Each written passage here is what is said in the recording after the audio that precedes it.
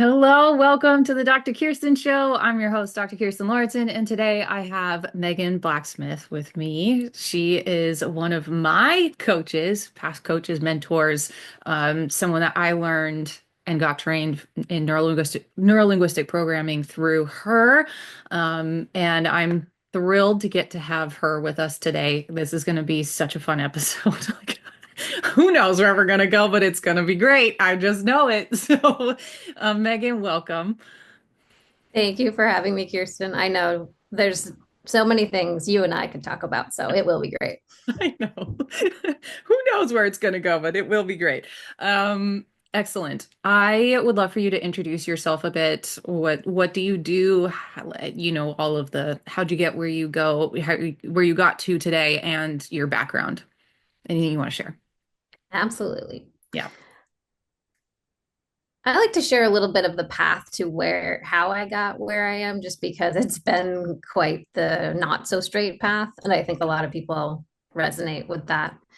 So Mhm. I went to college for mechanical engineering and did that. That was my first career. I did that for 8 years. And then I had a child. And like many, that can change things. So No, after, not at all. not at all, right? So after having this beautiful baby, it was the first time I had some really severe health concerns out of nowhere. Obviously, not out of nowhere. I just had a child, but all of my doctor's visits were saying, not related to postpartum. You're fine. Your numbers are fine. And I was so exhausted. I was having panic attacks.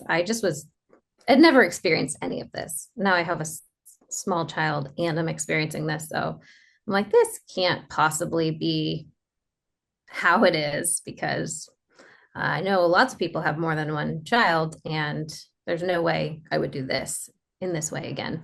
So I found the world of functional medicine and I found the world of nutrition, and that was all new to me.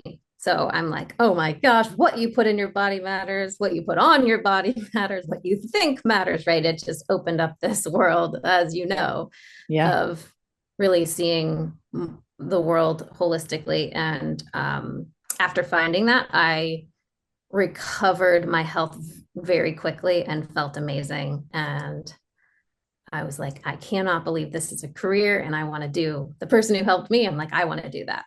Yep. So went back to school for all the things, functional medicine, and shifted into health coaching and left my corporate job.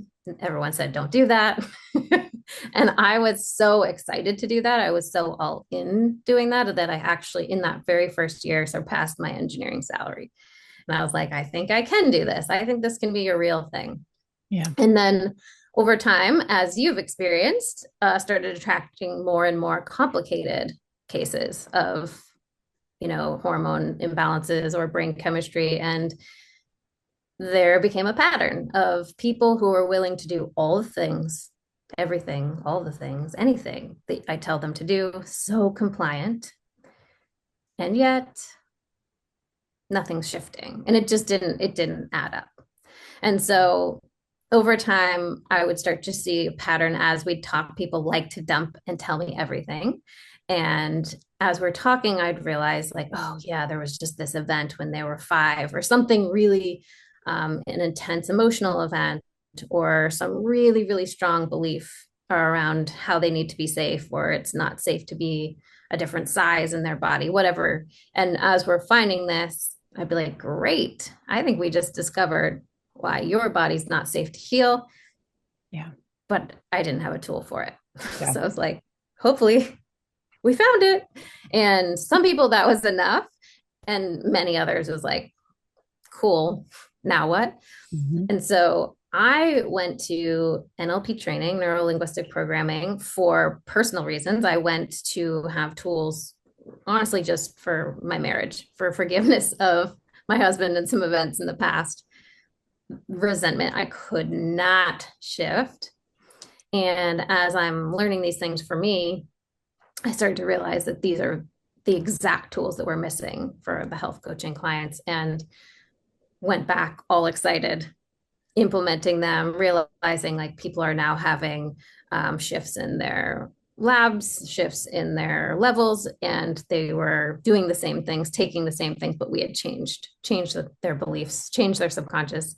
And then we were like, okay, we're going all in. I just love this. And I think we can really change medicine. I think we can really change, I mean, parenting. I use it so much in parenting, in relationships. So Hmm. became an NLP trainer. And then now I have the wild job and career of facilitating trainings where people come, like, for 7 days and immerse themselves and just Yep. one thing after another, clear out the old wounds, clear out the old energy so that they can actually see what they're meant for, what they're capable of, and let their body do the healing versus what I used to do of kind of thinking I needed to tell them what to do. Yes. Yes. I just let that sit there for a minute because, like, I think that's probably one of the biggest shifts as a doctor, as a coach, as someone who is a guide for people in their health, is that switch between being the person telling them what to do Mhm. versus helping them discover what it is exactly that they need to do, what the like right thing is for them. Um, and I see that over and over and over again. I'll give a quick example. I had a client the other day who I had been working with for off and on for like a year, and she um, kept coming up against this like anxiety Mhm. around work, anxiety around a nanny, anxiety around all of these things. And by the way, I have permission to share this. And she eventually messaged me and said that she was going to try and take some time off. And she absolutely loved it. And then she messaged me when she was going back to work. She was like, I'm getting all of this stuff up again. Like the anxiety and the patterns kept coming up again. And, I didn't say anything about potentially like quitting your job. And eventually I get this message in the morning after we had done a lot of the work that we'll talk about today, but like the beliefs and the emotion clearing around, the fear and the anxiety and the things that had been coming up for her. And eventually I get a message and she goes, I just had the most clear conversation with my husband that I'm gonna quit my job and stay at home for a while with my kids. Mm. And she was like, yes, there's all this other stuff that's kind of coming up, but I know that this is the right thing for me to move forward. And that clarity and that like knowing and that listening to what the body is bringing up, like we could have given her all sorts of things for anxiety, right? I could have given her a Mhm. million different things to take, herbs and supplements and all sorts of things. But the root of it really was that there was something, she really wanted to stay at home. And that felt like the direction that was going to be the best for her. And that's what these tools give and everybody, anyone, us, you, me, like everybody. It's like this ability to really, really listen and do the thing that is the right thing for you. I think that's really I awesome. love that because you're basically saying you could have helped her override the Yeah. physical body signs because we have those tools. We have all the Yeah. lots of different things like herbs and tools. And that is the pattern I see of people who are really good at overriding their body signs. Usually us like type A, we got all A's in, in Nope. school and did all the things, played the sports, right? We kind of followed the rules. Yeah. And then now the body's like doesn't have those rules to follow. You're like, just tell me what to do. Hmm. And can become really, really good at overriding and Yeah. overriding to the point that, like you said, that was a much bigger message. It Hmm. would have been there for years and years and years underneath. Yep. So I love that. There's such Empowering a people to hear it. Totally. There's such a big difference between the like overriding and knowing when an intervention is like the right thing to do for that person at Mm-hmm. that time. We can probably camp on that for an entire episode. I'm sure we'll probably come back to it, but I do want to, you're so good at explaining what neurolinguistic programming is, and about like how, like what it really does for people. Can you Can you go into that a little bit of like an introduction of what NLP is, especially in the context of how we use it for like health Sure, and things like that? sure. So I think it's important to note that NLP, neuro linguistic programming, isn't really like, it's not a thing that was made up. What it is it's the study of people and techniques and things that work really well, and then working backwards from that of how does this thing work. For example, an amazing hypnotherapist of what was he doing to get these amazing results with clients. And what he was doing was chunking up, getting people up into the clouds, into these nebulous terms of like freedom and love and respect, and just telling stories, like really, really vague stories about a plant and about how the plant, absorbs just the right amount of water, and always just the plants just know what kind of nutrients you need, and just telling a story about a plant for a weight loss client who then leaves going, was he even talking to me? And later realizing, goes home and has this like, maybe I don't need that extra snack because I'm actually full and my body does know what it needs, right? So there was the study of that type of thing. And then there was the study of the exact opposite. The family therapist, Virginia Satir, who was going down to specifics. So she found everybody came in with the everything's a problem, right? And so now she's going to help get to specific. All right, well, what specifically is a problem? Oh, well, I guess my work is a problem. Okay, what specifically about your work? Well, actually, it's my boss. What about your work? Oh, I can't. What about your boss? Oh, I actually just can't tell my boss when I don't want to do things. Okay, what specifically is a problem about that? And then we get down to like, I Yeah. have no boundaries. I can't stand up for myself, like something really specific.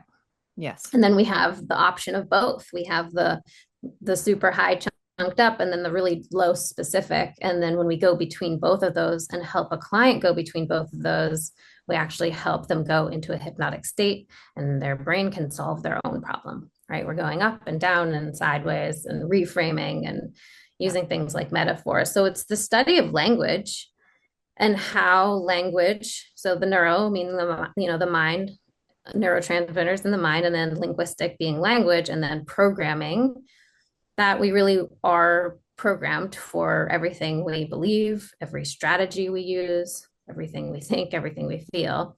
So we can help a person and ourselves discover what are our strategies, what are our habits, what are our beliefs, like what were those things that were formed probably before 7 years old that we're now operating just autopilot, which some of them are awesome and we love them and they're working well, and some of them are like a really crappy belief that someone passed down to us, right? Yeah. Like girls shouldn't be that loud, Yeah. right? Or whatever it is. And now we've taken that on as an identity and we're living it out, and it just becomes the standard.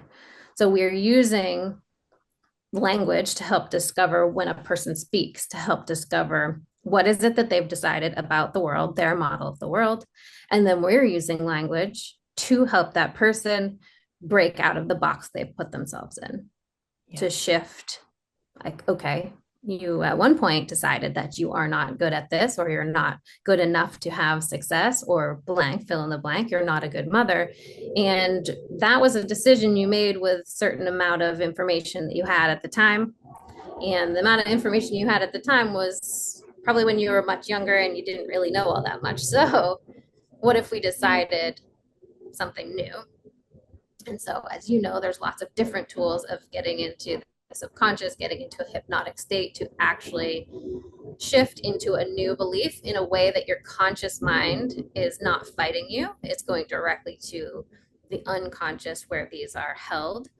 And that way it actually gets it gets in there and it gets used, because otherwise we can do the whole say the affirmations in the mirror thing and have them just bounce off of us over and over and over, because it doesn't actually match with those deeper beliefs and what we've formed at a younger age. So we want to have the outside, the conscious, match with the inside, so that we can actually make change, because most people are, they've got some areas of their life where they would really like improvement, and it's much Yeah. faster as you know, when we're realizing like what's under this, and when we're realizing this is like a lifelong process. This is just like what we're here to do and to learn. So having tools to do that and accepting that's what we're doing, it makes it a lot more fun, Yeah. right? My mentor said, he's like, there's always going to be pain, but suffering is a choice. Yeah. Yeah. I like So that. what do you want to do with that thing that's popped up in your life? How do we want to look at it? Like, okay, it's here. What am I meant to learn versus holy cow, again, you know, I'm going to Yeah. fight this one. Yes. Yes. I would say that's the largest thing that shifted for me with having the tools. Like literally this morning, I used one of the tools that you teach, which is DIMES, which for people listening is essentially an emotional processing tool that really helps you get to the root of where the like deeper intention is of like what is the need, what is the want, and then eventually works you through a program of processing and then to the reframe of what you want instead. Where do you want to go with this? And matching that and having those tools and knowing like when something shows up over and over and over again, like an anxiety around something, there like I know when those patterns come up multiple times that there's something for me Mm-hmm. to learn there. But I think the biggest freedom of it all is that like I also know when there's something deeper that like I really need someone else to like help me work through it, but also having the empowerment of having a bunch of tools that at any given time I can just pull those up and like literally sitting next to my daughter on the couch and I'm running through times because I was like I gotta process this like I cannot live the rest of the day with this going on in my head. And that Yes. I mean, and literally the shift in just sitting down and working through that process. And yes, I cried on the couch next to my 2-year-old. Like, it's fine. She's gonna watch me be like, what is your deal? But I think that's a really good modeling of being like, look, there's stuff that happens, there's stuff that comes up, but we're figuring it out together. We're working on it. And I'm not going to allow myself to stay dysregulated all day long because then I also know that you're going to be dysregulated all day long and that makes Mm-hmm. my job way harder. So, um, Way harder. way harder. But the cool thing is that then after that, this is how we collapse timelines. Like this is how you go faster, just like what you mentioned is being able to actually process that and then focus on what is it that I really do want? Be in the gratitude, be in the like freedom, the love, those like much higher frequencies that pull those things in a lot faster. It's so good. I wanted And to ask, oh, go ahead. Please go ahead. well, I just, that's such a powerful point of you're talking about modeling for your child, and modeling is what NLP is, right? It was modeling people's behaviors that if someone Mhm. is successful in an area, you can elicit what was their strategy, what were they thinking, what were they saying to themselves. And so the Mhm. most powerful thing we can do as parents is actually be modeling emotion and be modeling like what it means to move it through the body, what it means to get it out. And I'm a little further down the road. I have a 9-year-old and a 15-year-old. And just recently, I watched my husband sit with my Yeah. 9-year-old for with 90 minutes while she let him know how she felt about how he was interacting with her and then the other kid, how she felt like he was choosing the other kid over her. And she just let him have it, and he just sat and luckily like he has done this work as well, he's an NLP trained, and he just sat with her and just like, yeah, I appreciate that's how you feel, and just like let her get it out, and she just kept going, and it was so powerful to watch and to experience. And at the end, she had moved through it, she had like, they were hugging, and she was really upset, mostly because I think it was really hard for her to tell him directly like how it made her feel. So she Yeah. started getting to the, and I was like Yes. so proud of her because she initially had said, "Mom, will you tell him?" And I said, I really think you can. And she's like, "Okay." And Oh. um, I know. And then when she felt complete, then they're giggling and laughing, and she's like, "Yeah, I just really needed to get my emotions out." I'm like, yeah. And like that just becomes a normal thing in her world and our world. And Yeah. imagine really in my belief, it's not a problem that kids have a hard time or that they're misunderstood. It's just that is there someone there? I remember hearing as long as someone's there 50% of the time to Yeah. actually help them repair and move it, like just be with them, let them be upset about it or see the experience differently, then they're all good because these things are going to happen no matter your intention. Yeah. It's amazing how many times I'm like, ugh, I literally don't know how I could have done that without them forming a Mhm. belief either way that I don't love. Like, I don't know what the choice is Yeah. other than just being there to Yeah.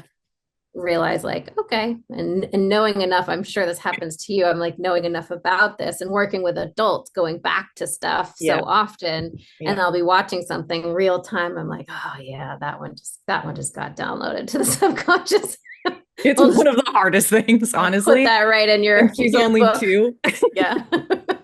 Like, your and your I'm like, future book you can hand over to your practitioner. yeah, exactly. I'm like watching as all of us, right? Like my husband and me and her, we're all interacting and I'm like, okay, well, there's one that I'll probably hear about, in the next 5 years.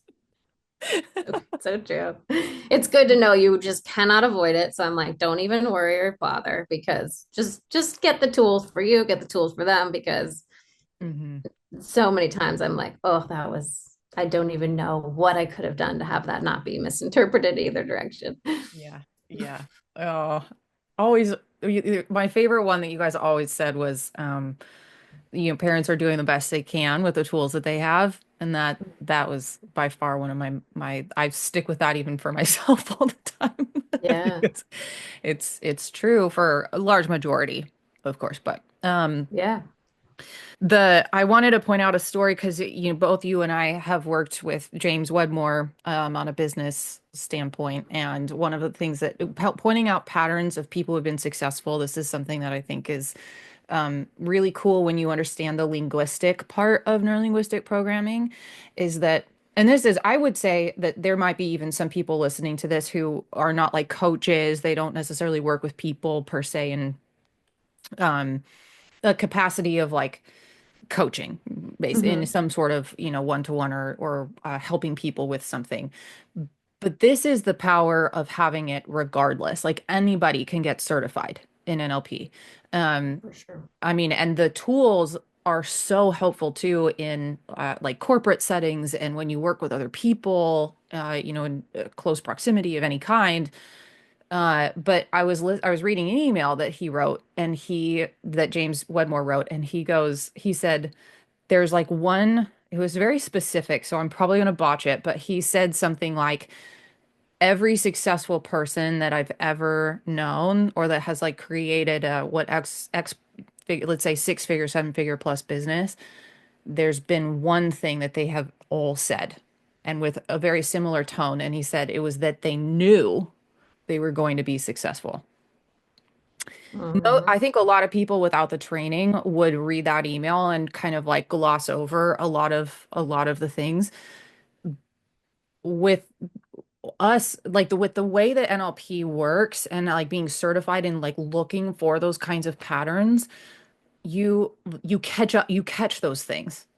Like it's Hmm. stuck in my brain, like this thing is seared in the back of my mind. Like they knew they were successful and how he described it, of like they say it in a very specific way. Those are the kinds of things that you really clue into when you're looking for those patterns that made people successful. And that doesn't just have Hmm. to be in business, right? It can be in health, it could be in successful relationships, and however you want to define what successful or successful relationship is, or like how people, successful parenting. It kind of seems like an oxymoron in some ways because I feel like you really can't do it perfectly. But, in this sense of like really or successful parenting, like, it's hard to obviously do it perfectly. But there are certain patterns that we can catch up that we can catch on to, that when you're trained to see them, they start Hmm. popping out all over the place. And that was absolutely something that I did not I was not consciously aware of before getting certified.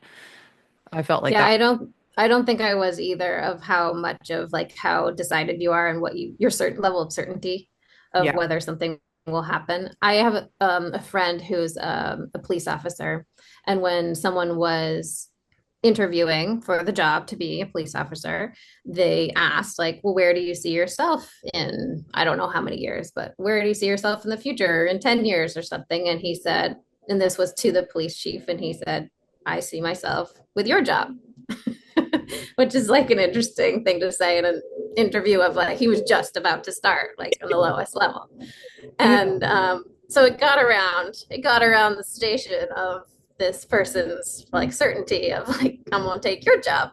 And my friend who also understands NLP and the power of like the belief and the certainty um, was talking to the other guys who work there, and he's like, yeah, I mean, I'm pretty sure he will be the police chief. And they're like, why? I mean, it takes a lot more than just saying you're going to be it to be it. And he's like, well, it's not really true because honestly, he's like, we all know that there are requirements, and yeah, you have to like not get, legally in trouble. Like you have to follow the rules and whatever. But if he comes in with that level of certainty that he will be the police chief, he kind of just has to follow the basic requirements. And he's like, the fact that he's stating that from the beginning, he's like, I'm pretty sure he will be. And to him, it was just obvious. Like if someone comes with that level of statement, he's like, of course he will. And all of his friends were like, that's that doesn't mean anything just because he said it. And fast Yeah. forward, guess who's the police chief? Yes. That guy, right? And I've watched this. You've watched this, right? The coming in with like this will happen, Yeah. and it does, even for the people who have no idea how it will happen. Yep. And also, sometimes it's almost like the more delusional, the better, right? Because if you knew all that would take for it to happen, you might not say it's going to happen. Yep. And when you don't really know, then you can just have very clear focus on um, what you're saying to yourself, what you're hearing, you're feeling, believing in order for it to just happen. And those are the people that it's just so clear, Yeah. and then they're just built like one step at a time towards that goal, and it's just like a given. It just basically becomes like, yeah, that'll happen. Yeah, it'll happen. Like it's And in then your. there's the others where you can hear the doubt, from the beginning. And not that a doubt is a problem, because there's always going to be doubt about the how, but you can hear the doubt. And there's certain people where I'm like, there's going to be a good amount of shifting that needs to happen to get that goal where they want it, because you can just hear that there's something there's something probably that they believe they'll lose if they get it. Yeah. And that feels even stronger than the thing that they want, right? We're looking for that conflict. Yeah. I'll self Yeah. put myself out there for that one. Yeah, because like I came to the first ever level one training that you guys did, and I mean, at that time, like there were so many things. I didn't even know I had a six-figure business at that time, and I didn't even know how big that was. I was just like, this is not good enough, period. I was like, not good enough. I had no idea.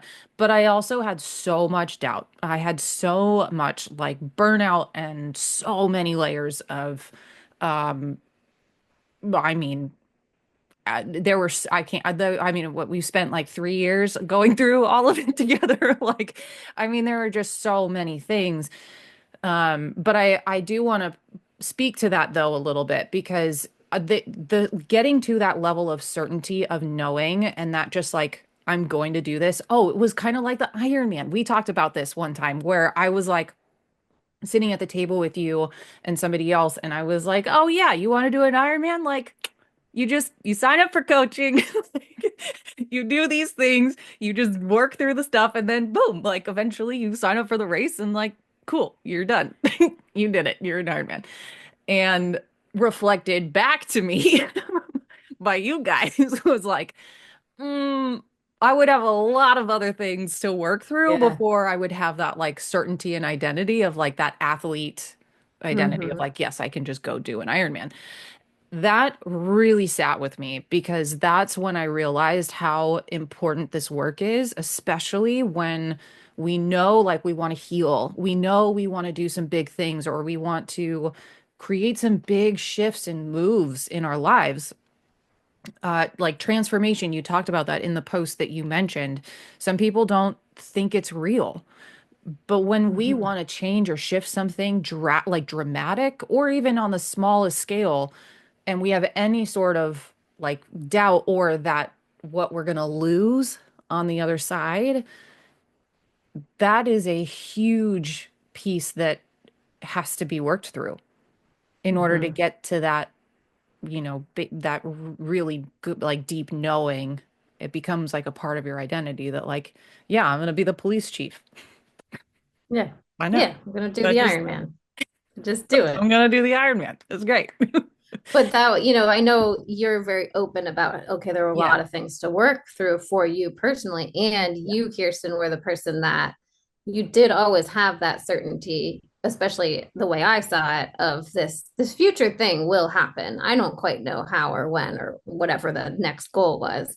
And I think for people who are in your world to be modeling you, it's that you just never stopped. Like each thing oh you'd be no, like, I've never stopped.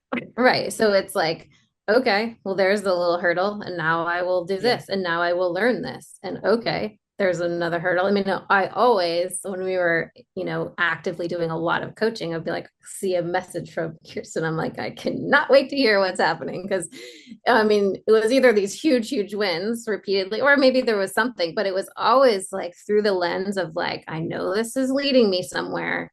yeah, And as long as I hear that, for someone, I know everything's possible.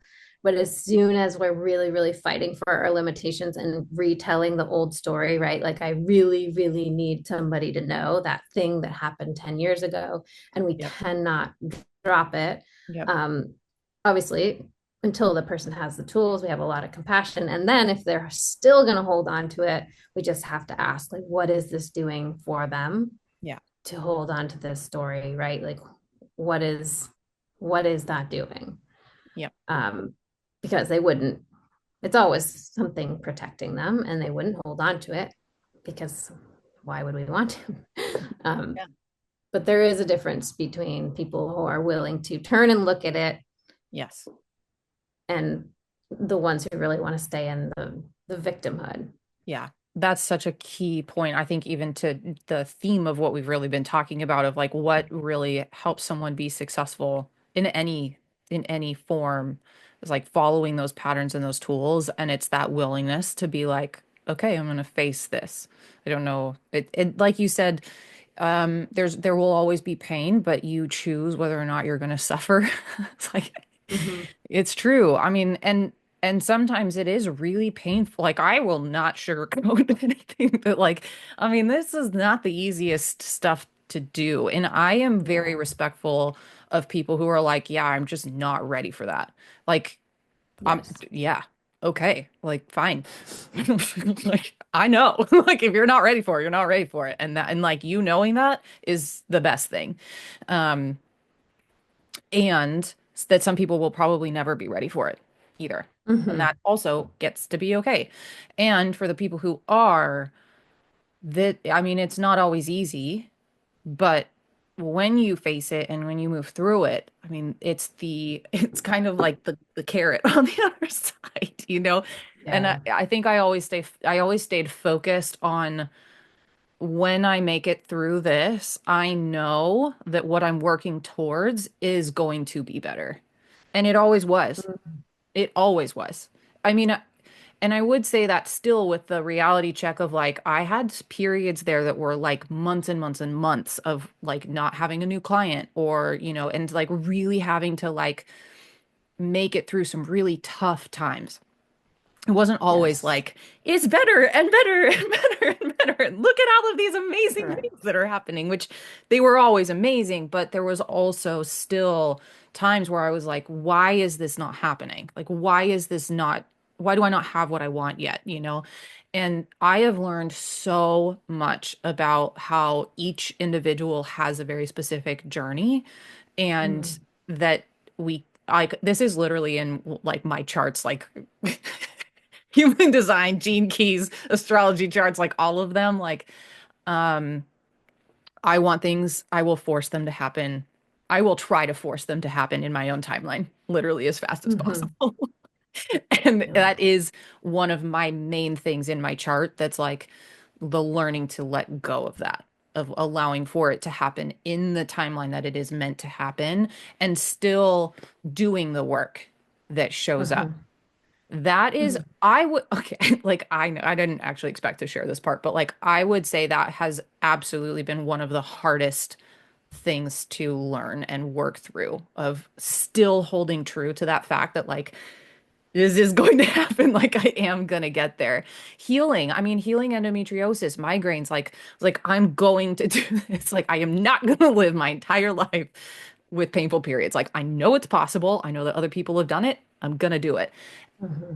And still showing up to do the work, even though you're still after month after month after month still having like painful periods, is not one of the easier things to do. No, the Um, consistency yeah, it's is what yeah, really challenges the can you stay clear on this belief that yeah, it's possible for my body to be healed and whole while feeling a physical body that's not.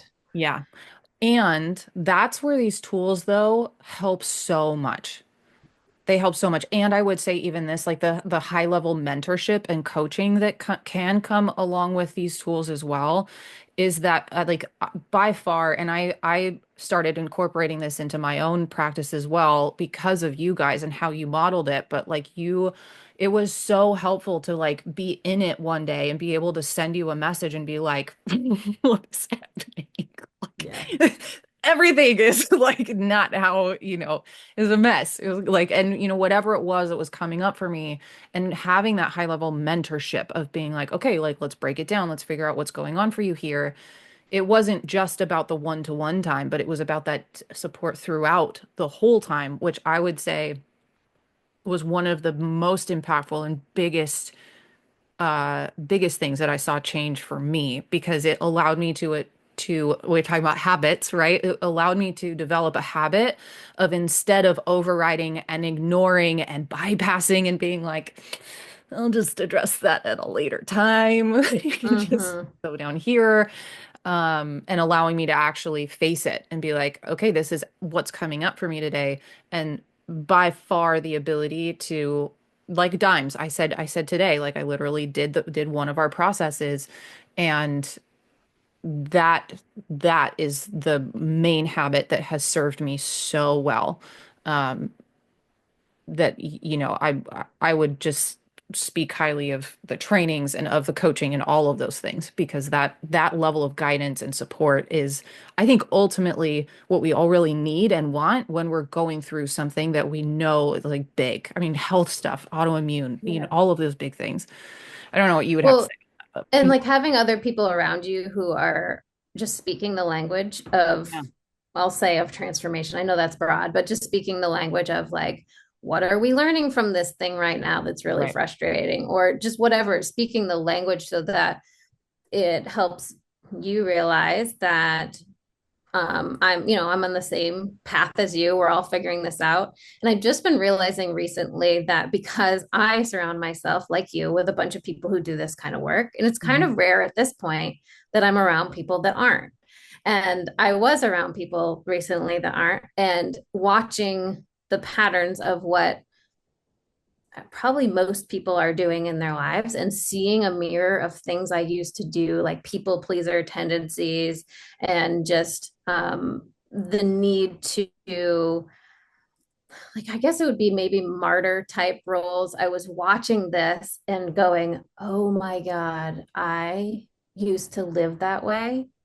And I kind of forgot, and I Yeah. had so much gratitude for the place that I'm in now because I remember, Kirsten, I Mhm. remember a time when I really did believe, not consciously, but this was the pattern of I would keep people around me in my life, including my own husband, and really keep the list of everything negative that they were doing and keeping up this, like building up their list. And I didn't quite realize the reason I was doing it was that in my mind, if I had this big old list of all the stuff they'd done, then if I ever one messed up or two needed to ask for help, then I could be like, you did all this, so therefore I can ask for help.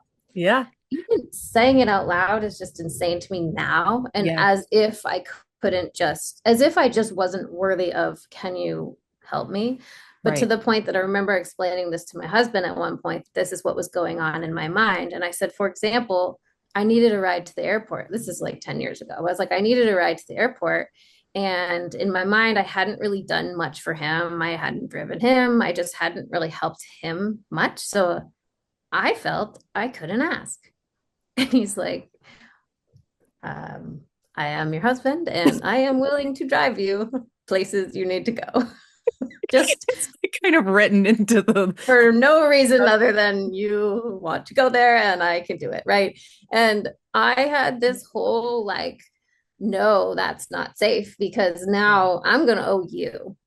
And therefore, is this whole internal game, which is insane. And I watched recently someone else I know in my life doing this um, at an age that's much older than me. And I just realized that age is not what has these patterns go away. It's actually like digging into where it came from. Why did I not believe I was worthy of just asking for help?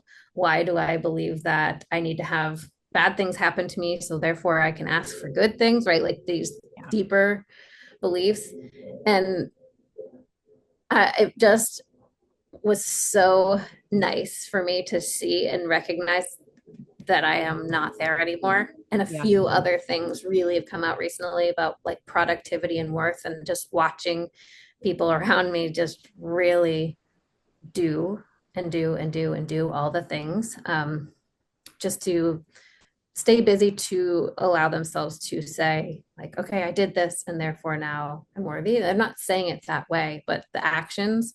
Yeah. And just like when I tell people that my husband cooks me dinner and I sit there and do my puzzle and watch him, I can Oh, just that's literally see probably so people's, triggering. oh yeah, you can just see their body language like, you do what, right? Like this. And I get it. I also not, I didn't used to be able to do that. Yeah. But just literally this weekend, I'm sitting in the yard reading my book and he's raking around me. Mhm. I was like, yeah, I'm not raking right now. I'm grateful you are, but like I didn't choose to rake right now. Like, right. But I Yes. don't know, maybe this is not most people, but what I used to do was jump up like he's doing something. Yeah. Therefore I should do something. And now I'm like, no, I'm reading and I Yes. have no feelings about it. He never cared to begin with. It was all the stories in my mind. Not saying that there aren't people who do care because they were brought up that way too. So it's Yes. not everyone, but my husband didn't happen to care. It was just always the story in my mind. So those, I mean, we love Yeah. when people make more money. We love when they have better relationships. Like we love what training can do. And these small things and like the way you actually just interact with the world, like the way of being. Oh my gosh, they're Yeah. so freeing. It is. Like not to care what everyone is thinking all the time. Yes. This Yes. is different. It's a different way of being. Yeah. I mean, and all of the like mental monkeys and things that like come along with it, they just go away. Mm-hmm. Yeah. It's yeah. It's a I would qualify it. I could be argued with on this, but I would qualify it as a better way of living. I would qualify that as well, having done both of them. Yeah. Yes, the worth tied to achievements is like the big I mean, yeah. And I think there's such a big difference to being a manifesting generator. Like I love to have my hands in like so many different projects. It's really, really Mm-hmm. fun for me. But I know on the outside it can look like I'm busy all the time. But I Mm-hmm. no longer do it from a sense of that like it makes me feel good, like better, like that I've accomplished something and that like I'm now worthy of, doing all because I did all of these things, like checking off the to-do list. Like as much as that Right. does feel good, I don't do it anymore for the sake of feeling like I have to be productive. I get to do it because I like really love to do it. And that, it's such a different, it's lit and I know what we're talking about here is like so many leagues ahead, but how that grounds in the body, it shifts everything about your nervous system, about your health, all of it. I know that we tend to want to like focus on the physical body and like, what do I do here? But these are the like patterns and the programming that you mentioned just at the beginning of this episode that show up in a very specific way in the physical body. And Hmm. that's where all of this kind of like wraps around and comes together. I had a client say to me, she's like, "Oh no, I don't want to get rid of the belief that my productivity is linked to my worth." I see I this was all the like, time, all the time. Tell me more." She's like, Yeah. "Well, I that I live for being productive. That is my identity, and like I want to keep doing stuff. Like I don't want to get lazy. I don't want to not be driven that way."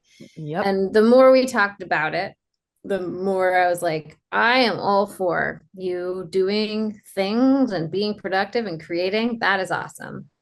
Now, what happens if you're in a season of life where you are taken out and you're in bed and you physically can't do all the things? Do you want to believe that you are now not a worthy human being? Or would you like to just be and know you're worthy either way, and also know that you have tools to be productive when you want? And she said, "Oh, well, I never thought of it that way." Yeah. I'm like, "Yeah, it's all fun and games until you actually can't do the things you want to do for some reason. And now that takes you out, like at your core of now I'm now I'm not good enough. Um, because we don't lose, it doesn't mean we lose being productive if we untether those beliefs. We still get to. It's just from a different place, like you're saying. You're Yep. creating, I create a manifesting generator too. So I'm creating stuff all the time. And Yep. it's out of inspiration and joy and excitement. It's Mhm. not out of like, this is what I should or have to do. Yeah. Or like I'm afraid that I'm not going to make money this month, so like Yes. now I've got to like do this thing. It's different. And that's also like that chronic health thing of where I feel like people are doing everything and then they just still Yes. they don't heal because their body and their mind is on this constant loop of having to be productive and they're so afraid. And I'm saying they like I this was me, but like they like Me too. it's so terrifying to rest and not do any, and all of these things. But um the that's the defining point of actually being able to rest, even though it's an internal thing. Like you don't have a cast on a broken leg or whatever. It's something going on Mm-hmm. internally, but the body's literally screaming for a break and screaming for Yes. rest, and it's not getting it. And it's hard. It's hard to do. My goodness, we could probably talk about this for another hour, I know. but we'll have That to do is it the again. danger for We'll have sure. to do it again. Um, thank you so much for coming on this podcast and for sharing all of your wealth of knowledge with us and with me. If people want to find you and they're interested in getting certified or want to follow along, I highly recommend going and seeing your most recent post, which was the story that you shared about your husband and your daughter. Which, depending on when people find this, it could be way way in the future. But regardless, find that post. Where can they find you? So come on over to Instagram. That's the best place. Becoming Zesty on Instagram, and then through there, you can find our podcast. You can email us. But I am there. I'm in the DMs. I'm always happy to interact and answer questions. If someone wants to come, go all in and spend 6 days live with us. We've got options. It happens a couple times a year, and it's, as Kirsten knows, it's just like such a unique experience. It's a little hard to explain. It is. And I'm always happy to talk to people, jump on Zoom if you're wondering if it's actually a good fit for you, because it is not a for everybody thing. It is definitely something that takes a certain way of thinking and a certain desire. And I'm happy to talk to anybody about that. Mhm. I love it. It's so good. Changed my life, like by far. Pivotal moment, I can tell you. Same May for of me. Yeah. 2022, right? Yeah. Is that right? 2022? 2023? That sounds right. 2022, I believe. Yeah. Yeah. First one ever. Okay, Hmm. Megan, thank you so much. Thank you, Kirsten. Okay. Well, thank you all for listening, and I will see you next time. Take care.